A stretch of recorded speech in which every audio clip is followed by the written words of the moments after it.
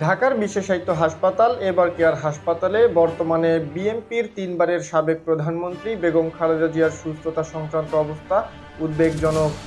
তার শারীরিক পরিস্থিতি নিয়মিত পর্যবেক্ষণে রাখা হয়েছে। দেশজুড়ে রাজনৈতিক কর্মী ও সাধারণ মানুষ তার সুস্থতা কামনায় মহান সৃষ্টিকর্তার কাছে দোয়া করছেন। অন্যদিকে দীর্ঘদিন দেশের বাইরে থাকা বিএনপির ভারপ্রাপ্ত চেয়ারম্যান তারেক রহমান দেশে প্রত্যাবর্তন নিয়ে নানান আলোচনা ও সমালোচনা তৈরি হচ্ছে।